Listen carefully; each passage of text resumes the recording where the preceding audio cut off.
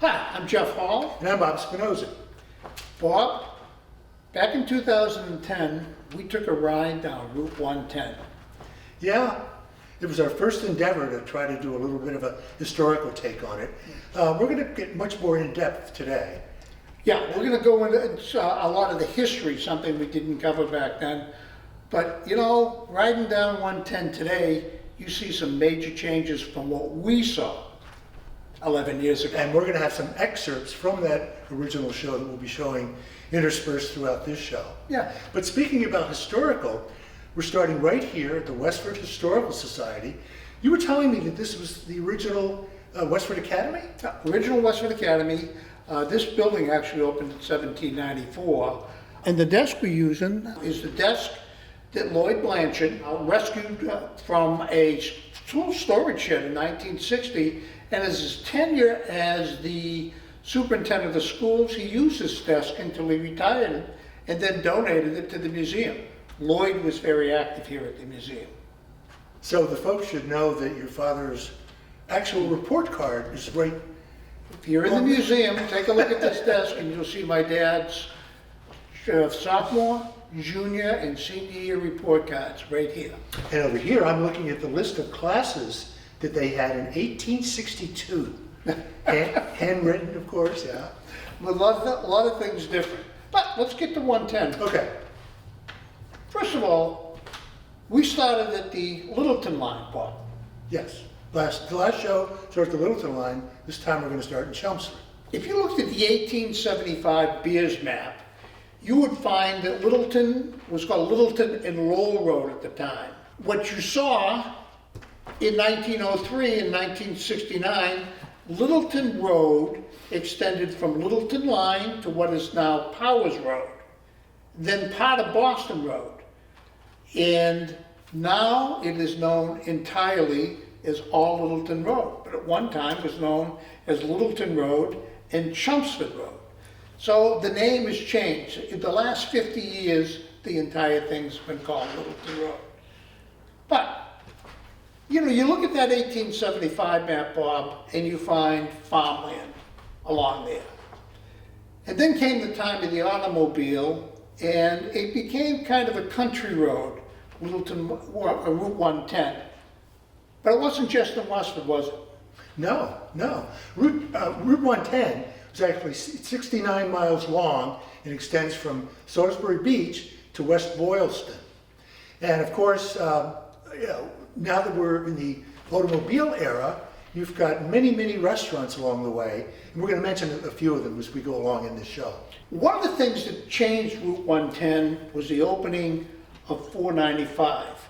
In the section from Westford to Chelmsford opened in 1961. 7-mile stretch from Chelmsford to Westford, correct? Mm-hmm. And 495 had an impact on development of 110. A second thing, in 1979, Westford designated Route 110 and Route 40 as the commercial and industrial development areas. And it's after 1979, the last 40 years, where you really see the development of this. And we're going to talk about that as we go along. Okay. Some of it we talked about, Bob, in the last sector we did in 2010. But there's been some big changes just in the last 10 years. So let's start. So we're going to go over those changes. We're going to start on the Chelmsford line. Of course, the tennis swimming club that all of you have driven by many times. Across the street from that, we have 2 office condominium buildings. And jumping back next to the tennis club, the new Princeton Apartments. And across the street from that and down a little bit is the 110 place, which is 16 residential condominiums. Prior to that, this was known as Tad McAuto Parts and sold parts from junk cars for many years. It was owned by Omer Gilmet. And as you drove by, you saw acres of junk cars. And you would go in, and if you needed the brakes or you needed the door or something like that, Omer would provide you with that. But that corner is an interesting corner, okay? where Tabnick Road passes over Route 110.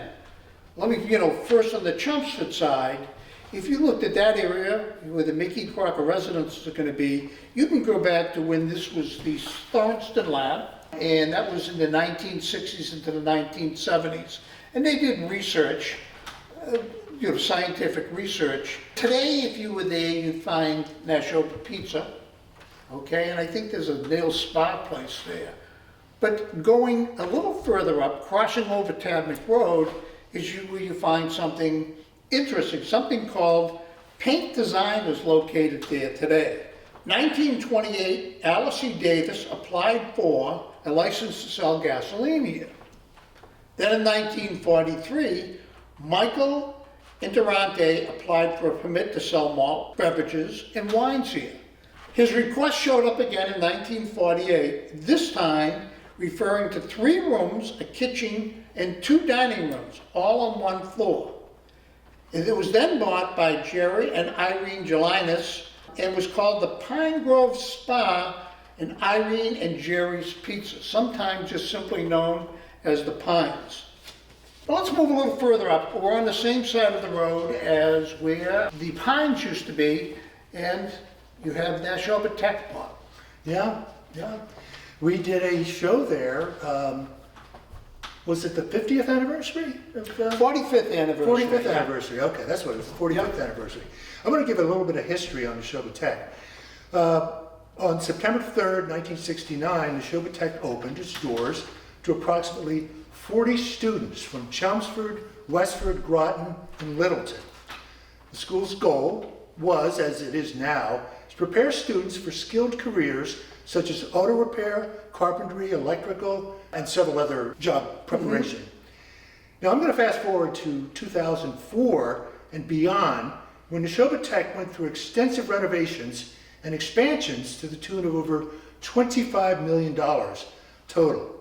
Modernization changed a lot of things, and one of them was an updated curriculum to meet the needs of today's high-tech world.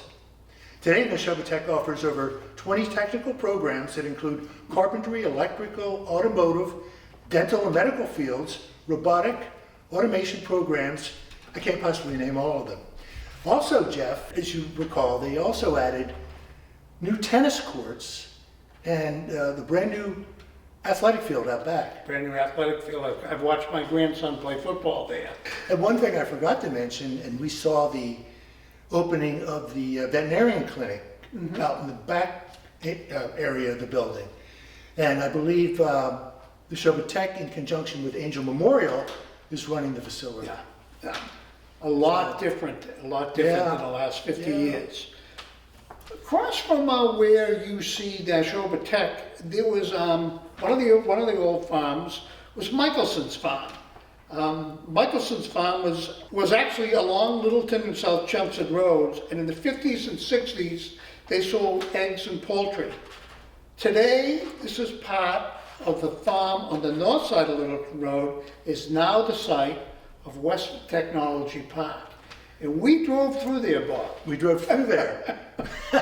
Westford Technology Park kind of swings in through there, starts out as we're on Technology Drive, and I'm going to name a few of the businesses there, and then it continues and swings on to Nixon Road, and we're going to get to that in a moment. But some of the businesses, NVIDIA, Juniper Networks, Johnson Control, Lockheed Martin, I've only named a few. There's so many back there. It's just incredible. And then it winds up with the hotel.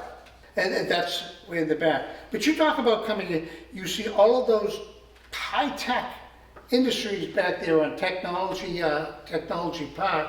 As you're coming down Nixon Road, you get out to the Emerson Health Center, okay, in Chili's.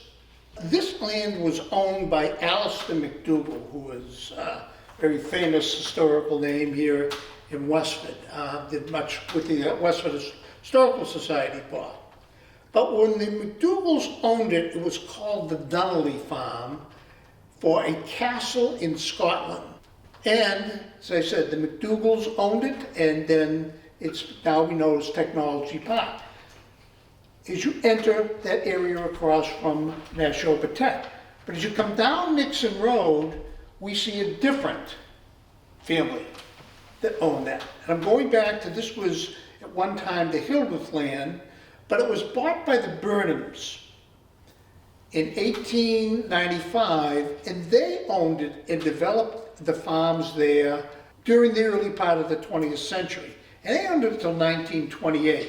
They sold it to the Nixons, who ran it as a farm, for which Nixon Road is named after. Until the early 1970s, and say 70 or 72, it was bought by Dickie Lewis and Glenda Lewis. Correct, 1972, I believe. We have that interview, that excerpt from that show that we did in 2010, where Geoff interviewed Dick Lewis. Let's show that now. Yeah, let's have a conversation with Dickie Lewis, who ran the flea market for a long time. You were part, Dick, of the development. Well, we talked about the flea market. Yeah. Tell me a little bit about that. You purchased and... Well, about 40 years ago, I was living in Chelmsford, and I had the opportunity to buy the farm, to buy Nixon's farm, where the flea market was. I'm not sure what really motivated me outside of I was a farm boy and I liked land. I was building some houses then. I was in the construction business. So I could see an opportunity for some growth, I guess, you know. So we moved into the farmhouse there, and kind of an ironic thing, when we came down to the negotiation of the farm, Mr. Nixon said, well, I'll sell it to you for so much money. I think it was $80,000. It was 80 acres, probably $1,000 an acre. And he said, I'm gonna clean the place out. But he said, maybe for another $1,000, I'll leave all the junk there. So I said, well, okay, for another $1,000, we'll leave the junk. So then I started selling this junk beside the road. And I said, holy cow, people buy this stuff. So Geoff, Dick Lewis referred to it as junk. Yeah. Dick Lewis, he talked about the junk that taken out of that barn. Yeah. That barn that you went to and bought what? But my dining room set, the dining room set I have right now in 1985, bought from Glenda Lewis. After the bicentennial year, according to Glenda's son Gary, that's when they opened the flea market. And the flea market was in existence for about, 15 years until the Emerson Health Center was built.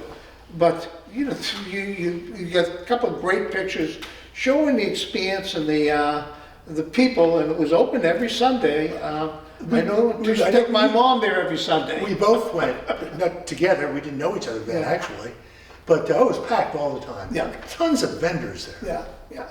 Yeah, and today it's the Emerson Health Center. Yeah. You know, move across the street, Bob, okay, and that's where Fred Burnham had a house. So once again, the Burnham family comes into this. Oh, I'm going to jump back across the street, Geoff, down off of Nixon Road, where the country store was. We now have the Chili's. We have a health club. We have the Walgreens drugstore. But before that, is that about where the Alabama Lunch or the Vincent Fruit Farm?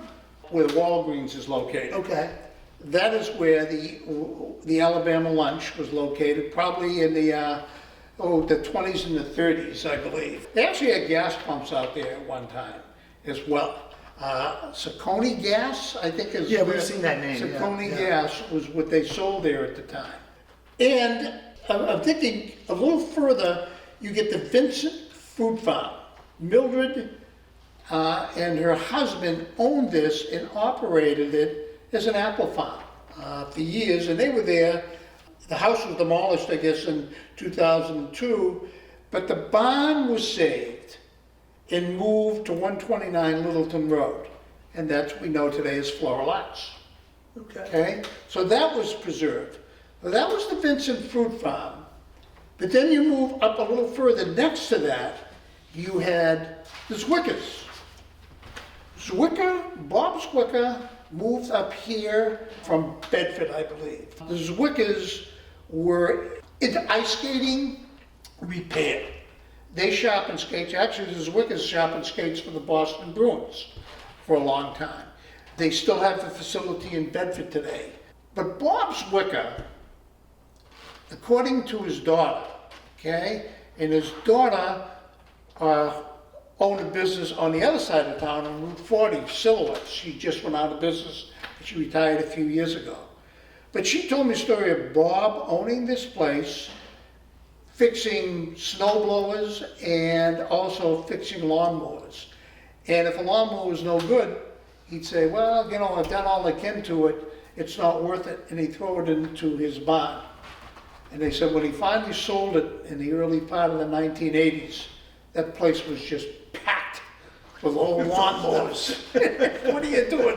All of these old lawnmowers. So, a great story she had there about that. But Wickers were very, very prominent. Bob was very prominent, and that got involved in some of the activities in town after. Now, we're talking about in the area, right about in the area, if I'm not mistaken, where McDonald's is located. McDonald's would be And located there's there. a Yeah. cafe, I'm going to mispronounce it. The Ocho's. Ocho's. Ocho's Cafe, yeah. It used to be Applebee's. Yes, it was Applebee's prior to that. Is Ocho's, in fact, he just opened. But that's what you see there today. Let's move across the street. Go across the street, because Yeah. this is the big one. You want you to talk about Watches first, and then I'll get into Oh, the... we're not done watches just yet. Oh, toys. Toys Turkey Farm. of Toys course. Turkey Farm, yes. Yes. Let me talk a little bit, having worked there. You know, when we did this show, Bob, 11 years ago, I had placed Toys Turkey Farm at the area where the Westford The old Westford Grill. in what is Green. Soul Kitchen today. Yeah. Right, Soul Kitchen today. But actually, it was probably, and Bob's daughter told me, she remembered looking out and seeing it was across the street from Zwickers. So that would be the area of where you see the Middlesex Bank today. That's closer to Dunkin' where- Donuts. Yeah, Dunkin' Donuts shop, and Middlesex Bank is part of Market Valley Place 1. A little background on Toys Turkey Farm. This is from a Lowell Sun article in 1949. One of the largest turkey farms in the country is the Toy Turkey Farm in Westford, operated by two brothers, Hyman and Robert Toy, veterans in the business. Together, the brothers raise some 6,000 turkeys a year and operate one of the best turkey hatching plants in the area. Top experts of breeding, the Toys took first prize in hen turkeys last year at the Boston Poultry Show.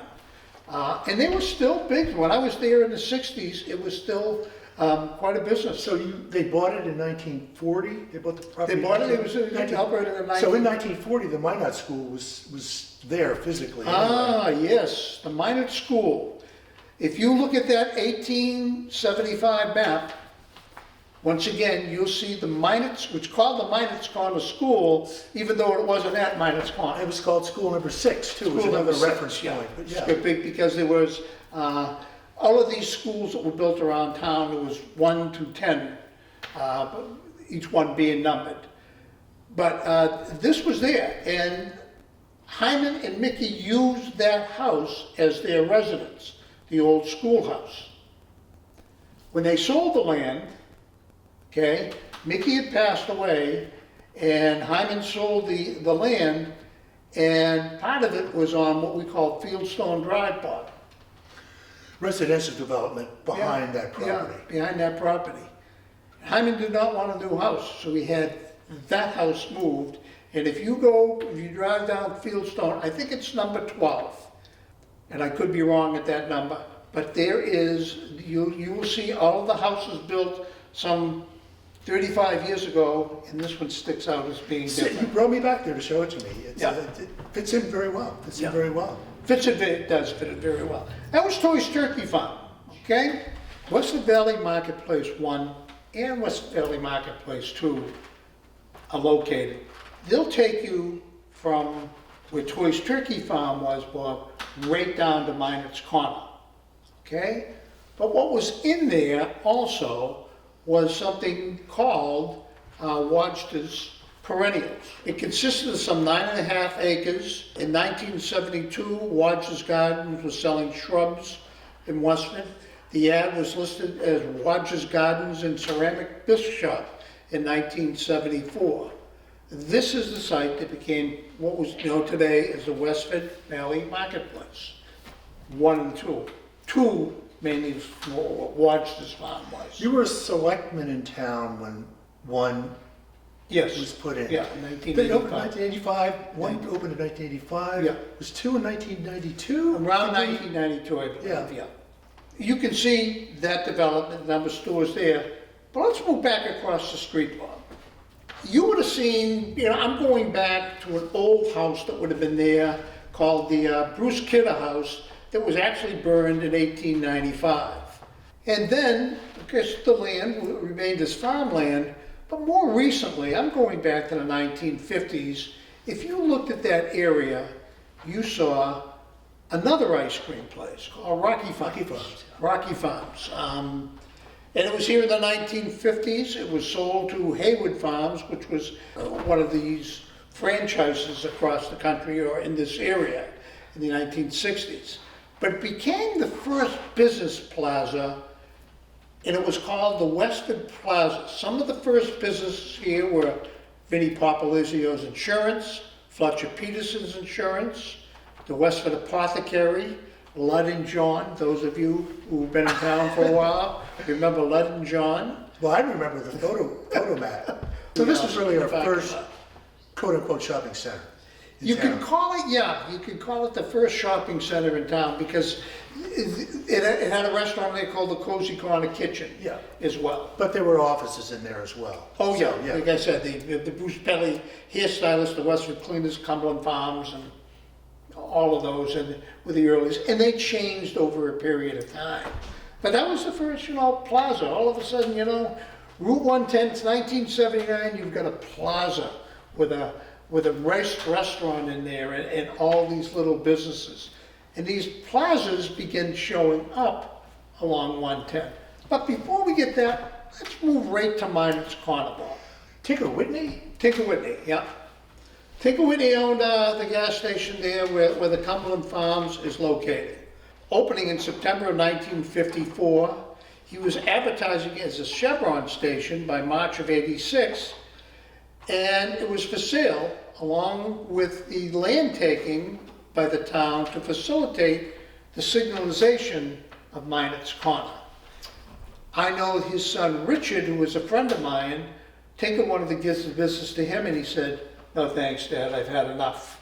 So they ended up selling it. I believe Chevron bought it. By June of 1987, they had pretty much said goodbye. But I mentioned the signalization of the corner. I remember driving through the stop sign when it was there. Well, I remember my cousin Nancy telling me about her mother being so frustrated that she got out of her car in the middle of the intersection and shook her head and said, "That's it, I'm not doing it," and left the car right there. And so what the town did in 1989 was they put up the money to place signalization, and by 1990 the area was signalization had taken place. And it wasn't until a year later that the new representative was able to get the money to reimburse the town for the money they put up. Yeah. That would have been me. And now, of course, it's a huge intersection, two turning lanes off to Boston Road, and the Cornerstone Plaza that was there. But let's get before that. Before Cornerstone, you had another. Well, let's go across the street. You talked about Tinker's. Where Hafner's is located right now. Yep. The old, I remember the Westford package store being there, but prior to that, it was one of the best spaghetti places in town. I forgot that. Best spaghetti places Del in town. Papa's? Yeah, Del Papa's Del ran it. Papa's. Yeah, Del Papa's running it one time. And we met with one of Costa Paulie's grandnieces a few weeks ago, and she told us about, the cooks and that was there, a woman that was a great cook in the place. So that was kind of a fixture in the area at the time. You wonder if the one across the street that became known as Paulie's, okay? Paulie's restaurant was, talk a little bit about Minot's Corner. It was called Minot's Corner because the old Minot house that you see in 1940 photo being torn down. Then you began to see Paulie moved his business from Bedford, okay, where he had an airplane kind of on the roof there, and brought it up here and put this piper cut on the roof. And so it opens in 1941 and then closes for 4 years because of the war years. So this building kind of sits, closed. And then he reopens it in 1945 after the war, in 1946. The problem is the airplane on the roof had been through an awful lot, and so it was no longer of use. So they can get another airplane. Took this old one, went across the street, okay, and dug a big hole. And according to Marilyn Day, who told me her husband Roger used to drive down there with his father because there was this big hole and they were burying an airplane in it. So that's where the original airplane is located, somewhere in that field there today. So anyway, Paulie's, yeah. Paulie's there, and Paulie stays in business until, in 1970 is what ultimately, when they close and they sell to Mobile. Trivia question, Bob. In the last years, it wasn't called Paulie's. What was it called? Skylark. It's called the Skylark Skylark, Restaurant. yeah. That's correct. And some of the advertisements said, the restaurant with the airplane on the roof, and of course everyone had known it's Paulie's. It's funny that people tell the story about how they came up here, from all over because they just wanted to see this place with the airplane on the roof. So Paulie's leaves 1970. Mobile builds a station. There is an office building also built next to that, and that office building burns down in 2010. Okay. They were in the process of developing that area. Robert Walker had bought the area and was developing Cornerstone Square.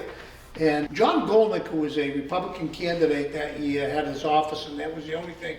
But there was a mysterious fire there. Moving behind Cornerstone, going towards 495, we almost had a big bucks retailer right there.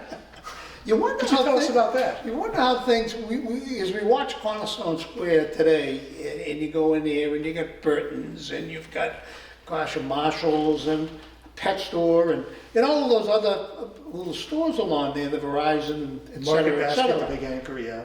But the store you're talking about was Walmart. Yeah. Okay? And in 1992, Walmart came in and there was a movement to stop Walmart. And it was led by a woman by the name of Elizabeth Michaud with the help of two of her friends, Emily Teller and Barbara Carey. And there were demonstrations around town. There was meetings before the planning board on it. And ultimately, by 1993, Walmart, who had said, if a town doesn't want us, we won't be there, got the hint. They sure did. So today we have Cornerstone Square there instead, developed by Robert Walker. Yeah. In that area. And you just wonder how things may have been different. That building is still there. Then you move a little further up to where Paulie was. Right. And that is where Circle Health is. And Robert Walker also developed that side of the road too. Mm-hmm. Yeah. Robert Walker was the developer of that area. But moving back across the street, Bob, where Eastern Bank is today, this was the home of Colonel Metcalf, whose son was the one who was responsible for the Civil War monument that you see in Westford Center that was dedicated, I believe, in 1912. Going back across the street, the Rouse family from Littleton.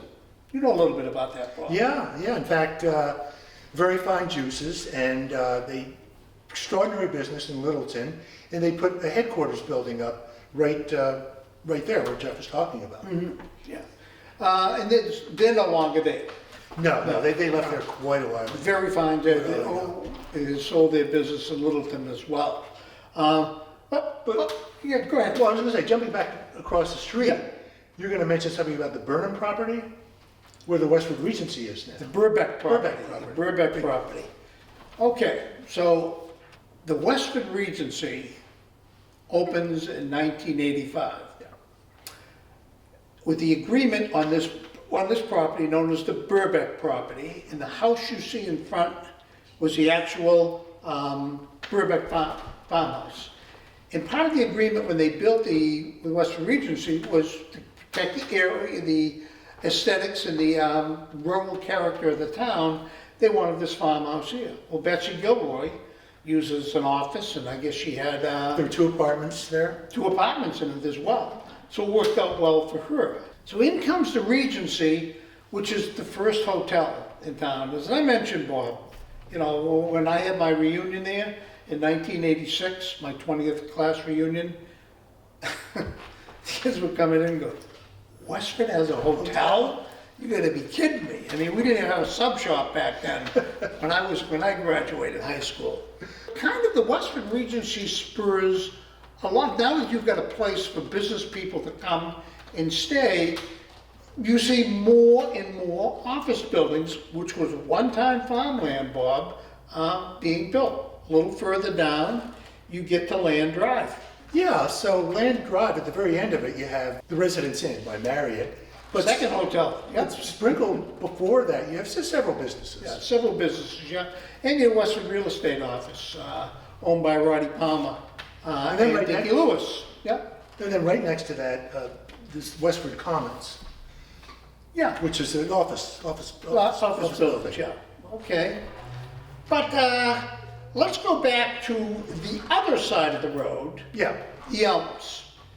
1938, you see an advertisement for the Elms. It's another spaghetti restaurant, and it's being operated by Dominic Gerace, okay? It burns in 1940. So Dominic, after that burns, ultimately opens another restaurant, which we're going to talk about in a few minutes, Bob. yes, Okay? a big one. A big one. Yes. The Del Papas move up from Watertown. The Del Papa family moves up from Watertown and opens a farm stand there. And that farm stand also became known as the Elms. It was operated and owned by Tony Del Papa. But you know, it was interesting, his son Joe graduated with my brother Doug in 1962. And under his yearbook picture, it shows Joe Del Papa, and it says, opens his father's stand. So it was still in operation in the 1960s. One of the other things is you get a little further down where the Enterprise Bank is. When you look at the picture of the, I think it was the 1960s picture, showing the Paulies, you see a building, a house in the back of it. That house was moved down to the site of where the Enterprise Bank was, and it was ultimately torn down when the Enterprise Bank was built. But they were still moving houses in the 1950s or 1970s, you know, if they were in good enough shape. So, but what I want to talk about is Old Boston Square, because there's some history with that, Bob. Old Boston Square actually opened and was developed in 1983 as part of that master plan. And you can see there's a veterinarian's office in there and, gosh, any number of real estate businesses and a dentist's office, etc. But prior to that, it was the site of Sullivan's Bus Company. You can see an advertisement for Sullivan's Bus Company from 1970. But during this blizzard of 78, you know how these cars were getting stuck along the highways? Yeah. Well, that's where they were bringing them. As they pulled them off the highway, they brought them into that lot. And that's where they were stored until after, so. So Jeff, you know, of course, we're at Powers Road right now, and we've just covered a lot of territory from Minot's Corner to Powers Road, but we do want to mention something. We want to go back up to Minot's Corner, and you want to mention a plaque that was But you're the one, I think you brought it up to me, Bob. You said, wasn't there a plaque there? Whatever happened to that But you found plaque? out what happened to it, though. Yeah, well, I'm not sure. I have my own theory. I have my own theory that, this was a plaque, memorializing Minot, who was a Revolutionary War hero. And I think the British Beer Company, when they left town, took the plaque and ran out of town with it. After we get by Sullivan's, I want to just mention the Gateway buildings. The Gateway also went up, I believe, around 1983. Yeah, I do want to mention Bob's Auto Service. Okay. Okay? Yeah. Bob Herman, who just recently passed, and the business is now being run by his sons, Mark and Brian. But Bob actually opened his store, his business in 1967 in Graniteville in what was Frank Furbish's garage that was built in 1920 as a Chevrolet dealership. It was then operated by Norman Nesmith, and Bob took it over in 1967. But he bought the land up on 110 and opened his business on May 31st, 1977. And it's been a fixture up there now for close to 45 years. As I said, Bob passed away. Bob was active in town as a selectman. He was, when he passed away, he was chairman of the Zoning Board of Appeals, and very, very well-known figure in the community. But Bob's Auto Service is still there today. Next to it is another little plaza with a Dunkin' Donuts and a deli shop. And then you move across the street, Bob, and what do you see? Yeah, so that's where Honda. Okay. And we have a shot right now, I think we can show Yeah. it, of that area in 2010 when it was just being developed. The buildings weren't even up yet. You remember back in 2010, they just installed those traffic lights there? They had just saw those traffic lights, and one of the things, Bob, we learned in our conversation with Paul Sterrett, the town engineer, is kind of subliminally, we've seen several other traffic lights come in along 110. Correct. 110.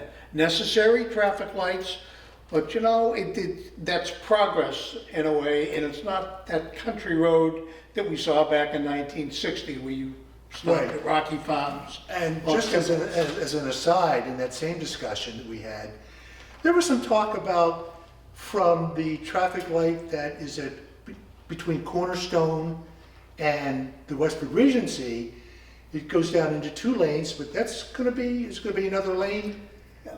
We hear. Paul talked about the possibility of widening 110. Yeah. Yeah, so he said over the next 5 years, we'll see if that happens. See if that happens. Next to Honda, Bob, we Yeah, have but- Cedar Park. The post office is. Yeah, the post Yeah, office yeah. is back, owned by Ronnie Palmer, okay, and rents the area to the United States Post Office. But as you drive in there, there was at one time, there was businesses, I know Lynch Paint was in there, Skolnick Insurance was in there, Buckingham Real Estate, and the Westford Lighting. Bought my light fixtures there. Westford Lighting, and I believe the McDonald Farm was there at one time as well, where Westford Lighting is. Moving a little further down, Well, towards Concord Road. Concord Road, yeah. You referring to Bradley's? Yeah, Bradley's, yeah. 1955 they went in there. Selling primarily ski equipment.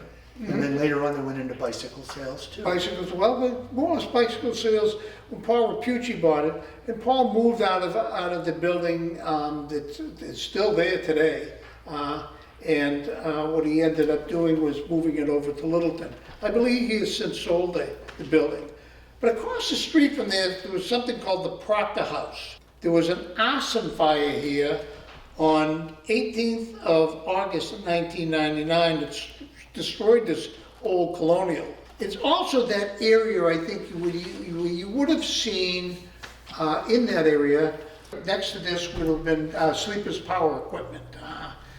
Of course, it's not there today. No. No, what's there today is a continuation of what we started to say early in this program, the continued residential development of apartment buildings, specifically here. And back in this area now, we have the Bell West Apartments, 608 garden-style units and 12 townhouses. But also mixed in there, you have a whole bunch of high-tech companies. You have Abbott Labs, you have Sonos, you have Nokia, Red Hat, NetScout, and there are a few more back there too, two smaller ones. And let's move down to what we know is the 99 restaurant. Yeah. Okay? Now, before we talk about it further, let's show a clip from that 2010 show where you talked about your early recollection of the 99, of the bucket. Yeah. I call it the bucket. Yeah. Bob, there's a certain irony to the sign too, the 99. Let me show you some photos from over the years, the past 80 years or so. Beginning with the first one, here that you see an oaken bucket and a well, and cottages in the background. That was the original. This was kind of a campground area. The next couple of photos begin to show the advancement of the bucket to a restaurant. And you can see in the front that they were selling gasoline. Many of these small businesses sold gasoline at the time, as well as hot dogs, hamburgers, and such. This fourth photo that I show you is the one I show you a little irony in that. Can you see what it says in the front? 99. 99-cent luncheons were the specials. Actually, look at the automobiles you see in the parking lot there. That's a 1955 Ford, I believe. And then the next photo, it shows you once again, try our 99-cent luncheon, and that was in the 60s, probably the early 60s. But you can see the facade changed, they expanded in the 60s. And then the last photo you see was probably taken around 1978 or 1979. And it's the building much as you see it today. And it was owned at that time by the Kuna family. So, there's quite a history to this. Okay, I've heard people rave about the place. Apparently they had a two lobster special at night. Oh, yes. It was really popular, and There was also a fish fry once a week. 99-cent fish fry, all the fish you could eat. And they hated seeing me and my buddies come in because we were teenagers at the time with huge appetites. So that was another part of it. It was a destination point kind of on a Friday night after the basketball games.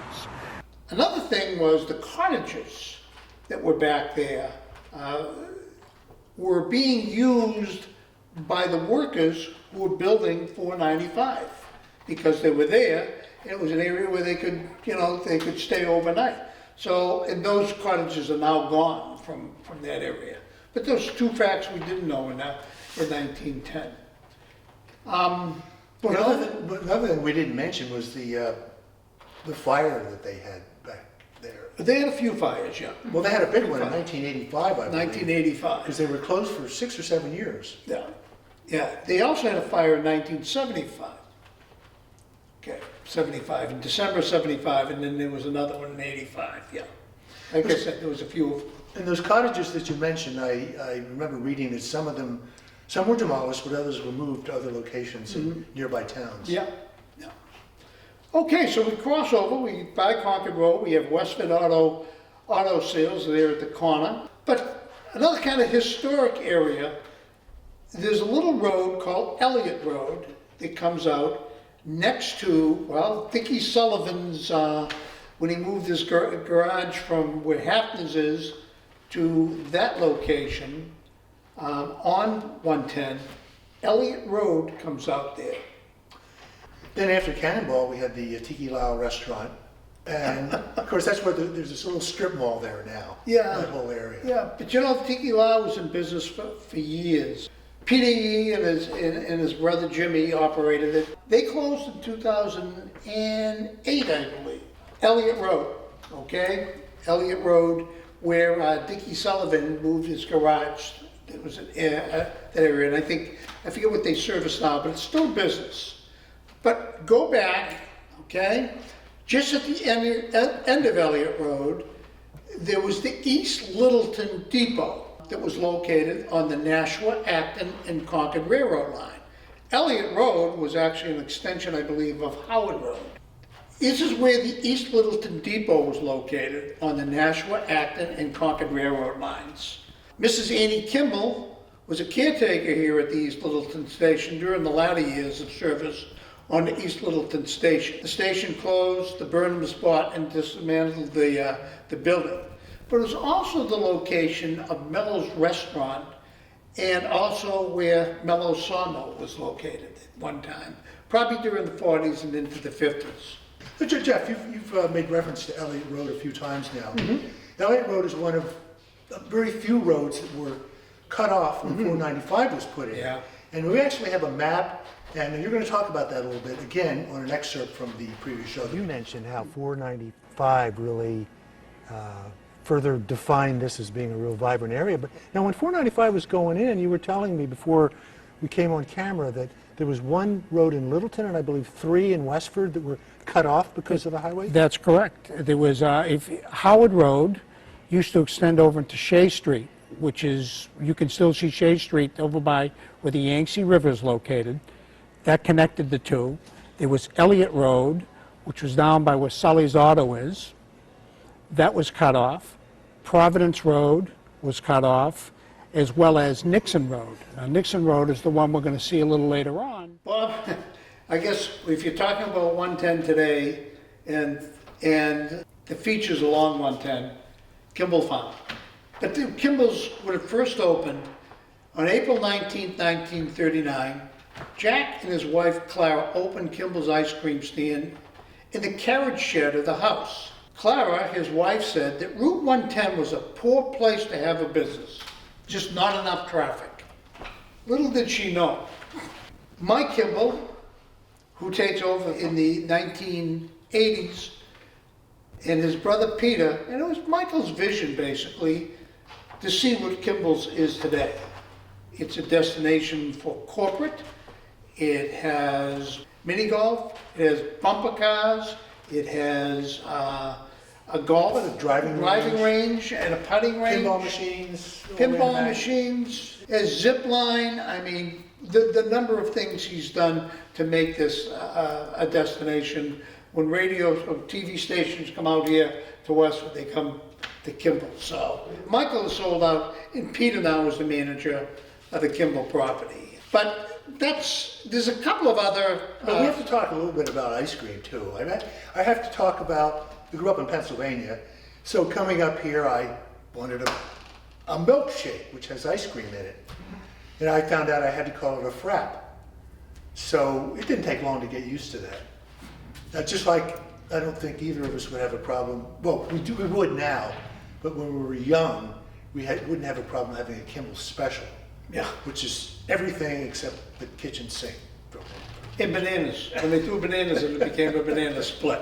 A couple of other, kind of older buildings that either are gone or, but there was the old schoolhouse that was moved from Littleton and became 435 Littleton Road. This was owned by the Kimball family and was a rental. Carol Muller of the Littleton Historical Society talked about how it was moved here. And then there's another one that would belong to John Kimball that was demolished. And just before you get to Littleton Line, you see the Golden Acre Plaza.